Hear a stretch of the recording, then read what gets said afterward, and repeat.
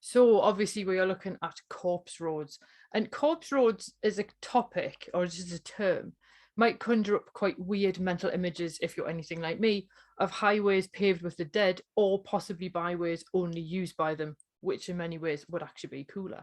And they're a little bit more difficult to pin down than we might otherwise like them to be. So in this talk, we're going to have a look at sort of what corpse roads are, the beliefs that were around them, where some of them are, and some of the folklore that's associated with them. Because obviously, in case anyone doesn't know me, I host the Fabulous Folklore podcast. So obviously, the folklore is kind of my thing.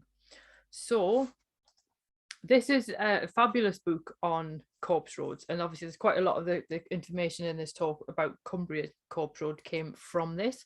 And as Alan Cleaver points out in this rather excellent book, where he has mapped quite a lot of the Cumbrian corpse roads, there are some legends of roads that are quite difficult to place, in the sense that the folklore exists about them, but it's quite hard to plot their actual course or to find evidence of their existence.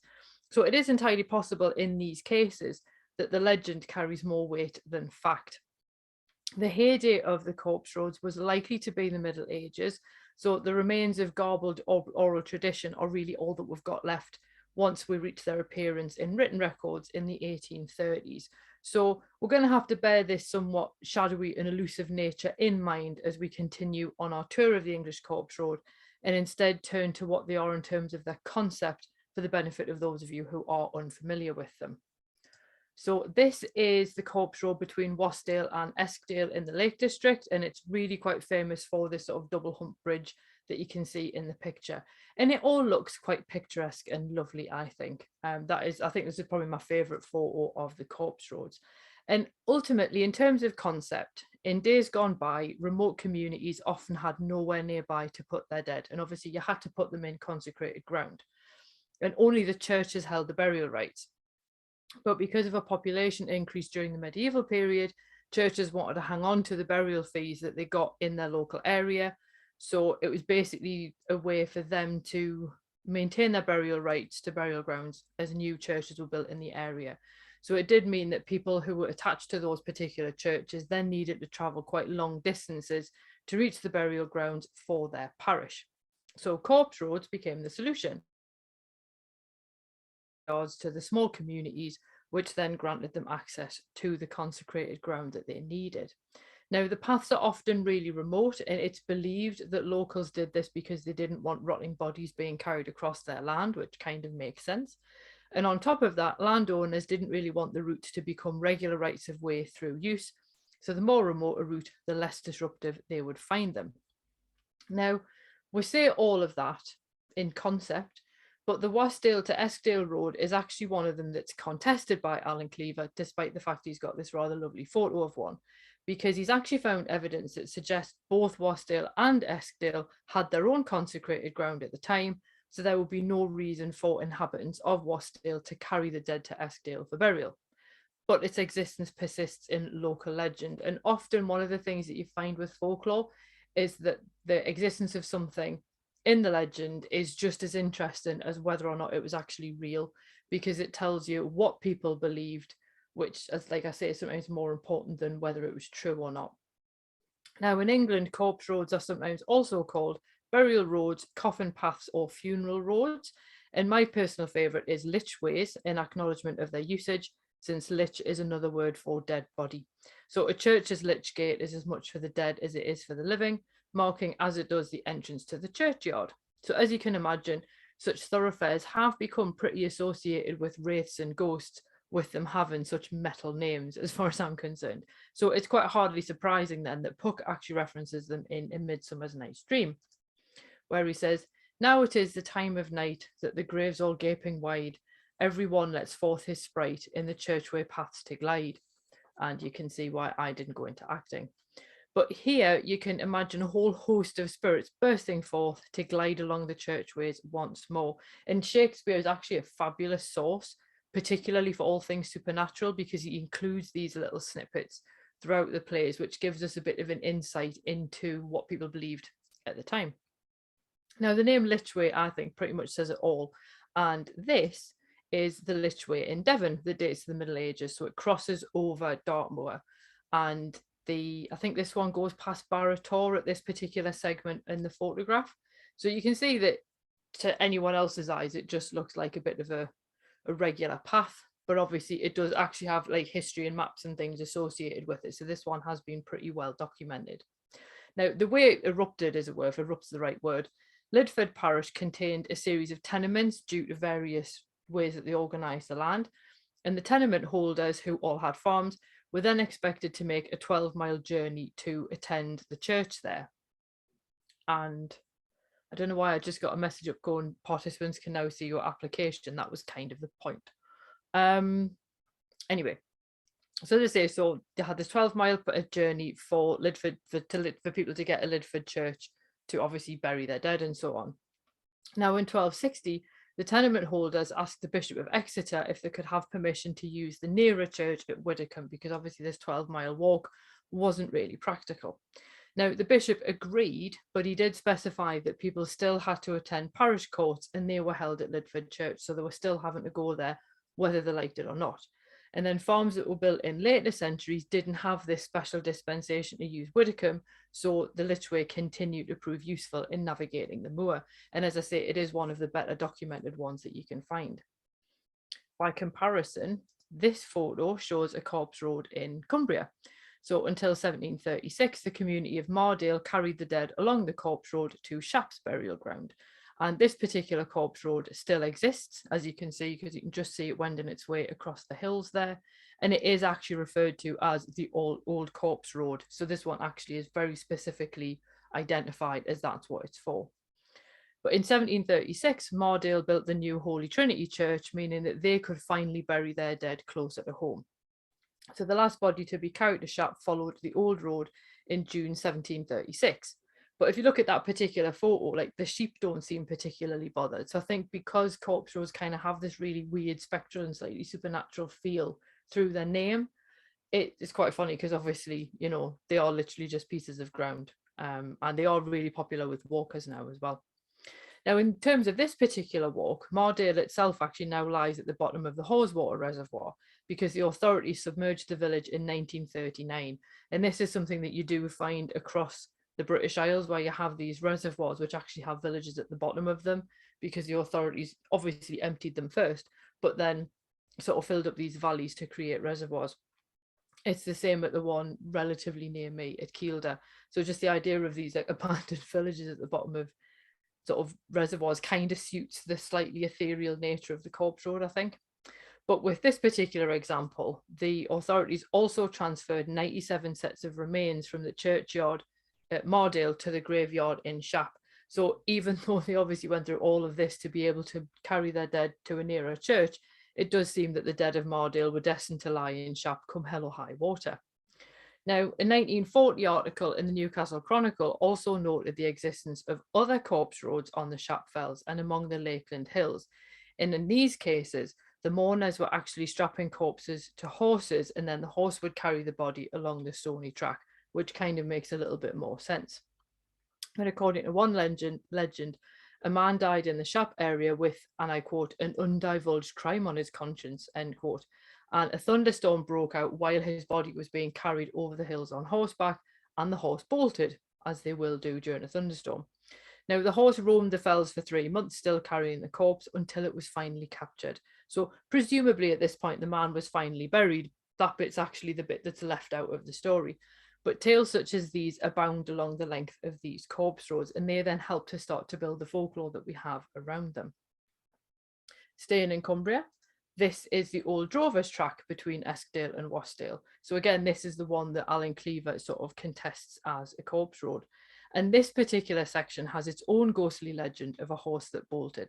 And according to the story, a woman's son had died, but the horse bolted into the mist during his funeral procession. Now, she died shortly after, heartbroken at both his death and the loss of his body. And we have to remember that this was a time in which people really fervently believed in burial so as to affect their resurrection on Judgment Day. So losing a body and not being able to bury it was a really big problem. Now, due to a really horrendous bout of bad luck, the horse carrying her corpse became lost in the snow. So while her son's body was eventually found and buried, hers wasn't. and the legend claims that she and the horse now haunt the corpse road, with her body still strapped to the horse's back, which is something that you imagine would stick in your mind if you saw it. Now, like I said before, a lot of the old corpse roads actually exist as footpaths for walkers now. And sometimes you can find out where they are because fields give them away, especially if the field itself is called something like Churchway. And a portion of one corpse road is called Kirkgate as it crosses the fells. But unless they've been laid out as specific footpaths, it usually takes a combination of old maps, local knowledge, and the occasional legend to accurately plot their course. And this is what actually makes them quite difficult to establish as genuine routes. So obviously people of the time would have known where they were because they would have been following them, but there's not necessarily any guarantee that other people later would know where they were if they hadn't then been written down. And one of the particular contested routes runs from Ambleside to Grasmere in the Lake District. And that one allegedly runs near Dove Cottage in Grasmere, but neither William nor Dorothy Wordsworth mention it at all in their work. And here is Dove Cottage in Grasmere. It's very nice to visit if you get the chance. And Dorothy and William Wordsworth actually lived here between 1799 and 1808. And the writer Thomas de Quincey once stayed with them in this cottage. And obviously he's most famous for his Confessions of an English Opium Eater. But in her famous journal, and Dorothy really does detail the minutiae of everyday life to a painful degree, but she also puts a lot in there, which is quite useful for someone like me, because she does describe attending a funeral in 1800 in which the party stopped to read hymns or psalms along the way. But at no point does she mention a corpse road running past her house, which is the kind of thing you would think that someone might notice. So unless no one pointed it out to her or she just didn't see a funeral on it, you have to wonder how real the existence of this route actually is. So bearing this in mind, where did the corpse roads actually come from in terms of like who generated them? Well, according to Philippa Waring, land became a public right of way if a corpse was carried over it, although this would very much appear more to be common belief rather than an actual law. And in 1928, W.M. Self-Weeks noted a belief in East Lancashire that the passage of 3 funerals over a road made it a public highway, which is oddly specific. But it's not enshrined in British law, so it's probably a holdover from the time when the only people actually using the paths were pallbearers. So Weeks believes that the adoption of hearses, like even by the poorer classes, led to the decline in corpse roads because there was then no reason to use them because you could just drive to the church. And on top of that, the enclosure awards divided common land up and many new boundaries then cut across corpse roads, and mourners had to be persuaded to use actual highways instead. Now, an article in the Lancashire Daily Post even noted the use of corpse roads or church paths as late as 1899, exclaiming that, to the present time, these routes are carefully followed and the belief has not yet died out that serious results to landowners might follow a deviation, the passing of a corpse over a road making it a public thoroughfare. So it's worth bearing this in mind that this is in 1899, so it's comparatively recently in the grander scheme of things. And this idea of the corpse passing over a road then making it a public thoroughfare became quite important in 1929, because a notice in a notice in a 1929 issue of the Penrith Observer noted that a claim was made in Carlisle to take a corpse past Urton Hall, and this is Urton Hall. Now, the landowners tried to reject it due to the belief that the road or land would become a public permanent thoroughfare if a dead body passed over it.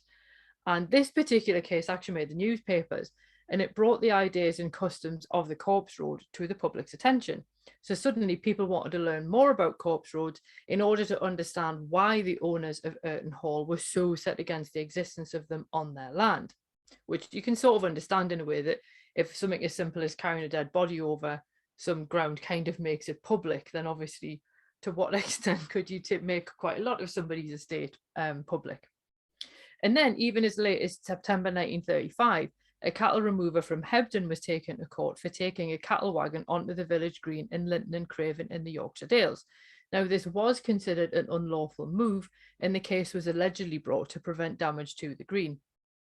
Now, interestingly, the defence solicitor actually referred to a corpse road, and this particular track was a shortcut to Linton Parish Church, and you could only access this track by cutting across the green.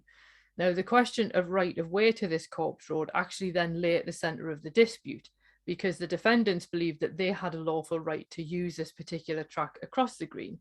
And then a Durham University professor actually testified on their behalf to say that a massive road material had been found on the green during an excavation, which certainly seemed to prove that an old road once crossed the green. Obviously, you couldn't say for definite whether it was a corpse road, but there was a road there nonetheless. Other residents then spoke of a right of way, and eventually the court actually found in the defendant's favour. So it did seem that the corpse roads, while not enshrined in law, still held power centuries after their heyday. And this is an image from March 1926 from the Illustrated London News, which demonstrates how extreme the belief in corpse roads could be. Now, this is actually from a quarry in Newlyn, Penzance, and it was decided that this particular corpse road should be left open to the public because the road led to a cemetery at the top of the hill. And the quarrymen, rather than having to cut across it or anything, just cut rock away on either side, leaving the somewhat perilous road behind. So you can just see that little ridge leading up to the building at the top there. And obviously this kind of also speaks to a certain degree of the way that funerals themselves actually happened in Cornwall. And according to Paul Devereux, walking funerals were common in Cornwall until the early 20th century. And what would happen here is you would have a double row of singers at the front of the procession, followed by the coffin, and then the mourners behind. And there could be as many as 50 mourners in the procession. The closest relatives would accompany the coffin, and then these processions would stop to rest and sing at crosses that were placed along the route. And M.A. Courtney notes that these processions were also known as singing funerals or buryings, which is pronounced berrins, and they were almost universal. Now, writing in 1890, she noted that you could even occasionally encounter them, which shows sort of how common they still were at that point. So to then see this image from 1926, all of a sudden makes a little bit more sense. Now, the article didn't explain if the cemetery itself was still in use or if funeral processions still used the specific corpse road. And obviously this one also predates the Urton story by 3 years, but it just goes to show how much the legends of the roads continue to dictate how people worked around them. And we're going to go a little bit more into the folklore of them now. So this is a stream that crosses the Wasdale to Eskdale Corpse Road.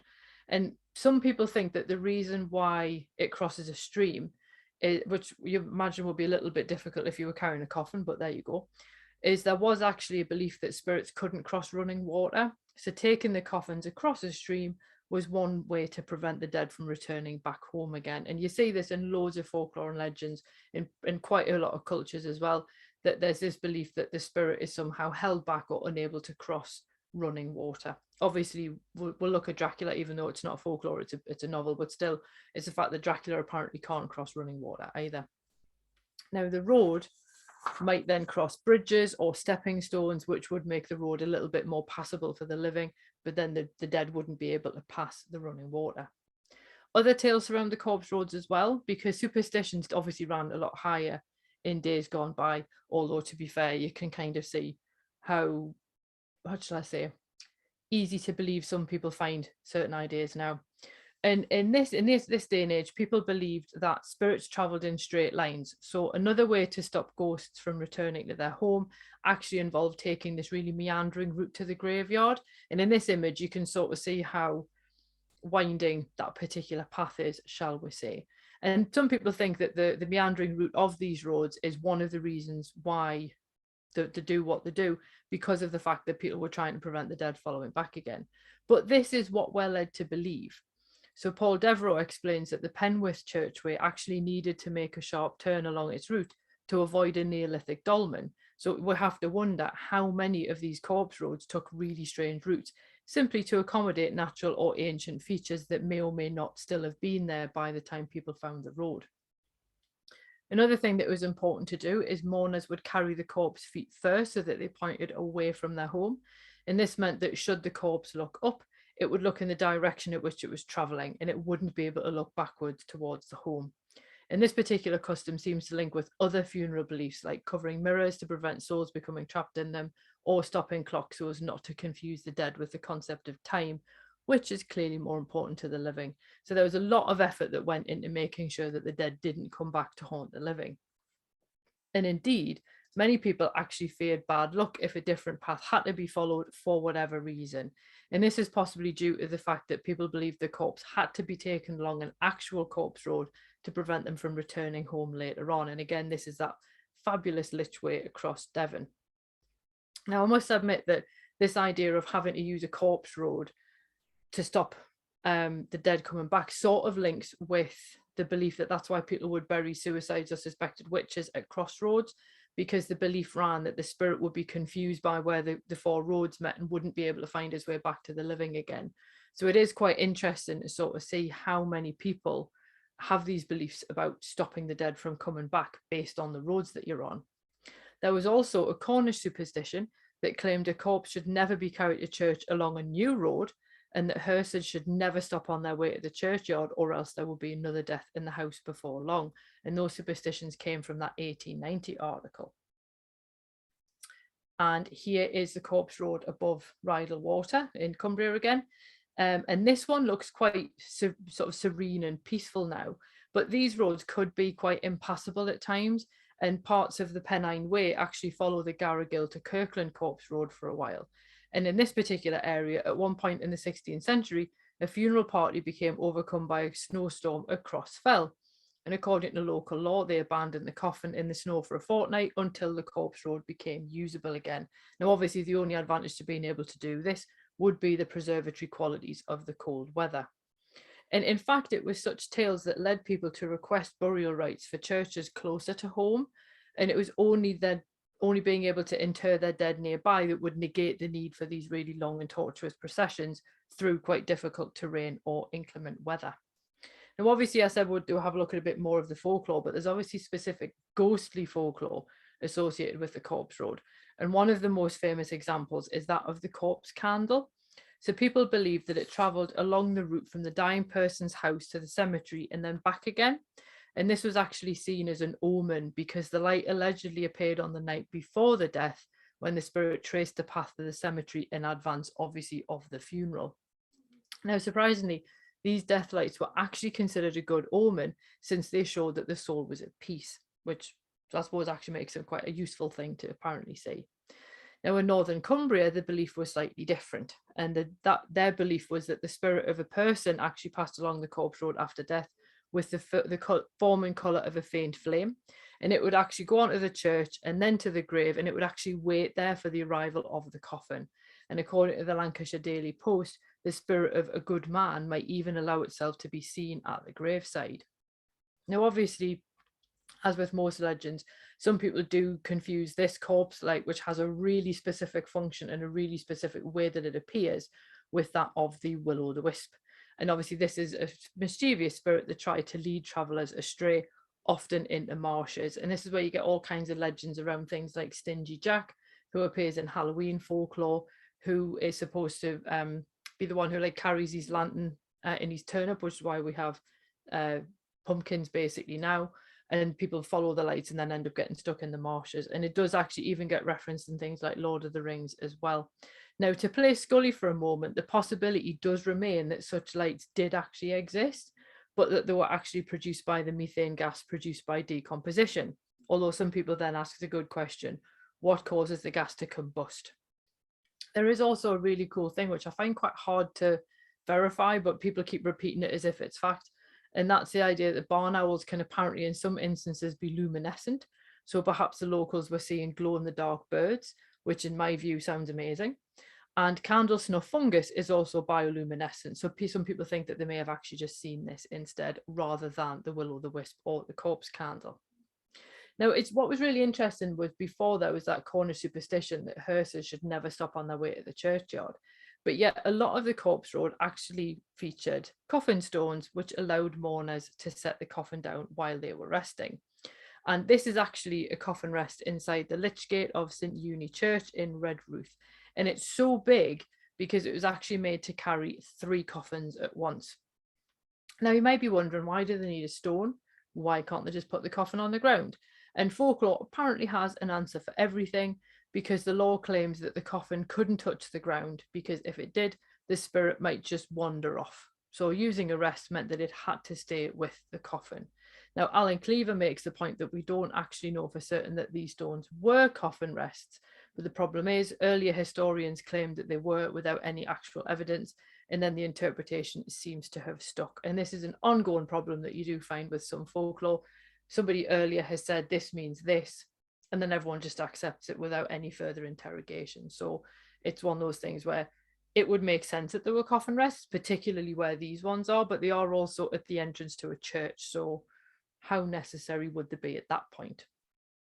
And here is a coffin rest apparently en route to Lamplugh in Cumbria.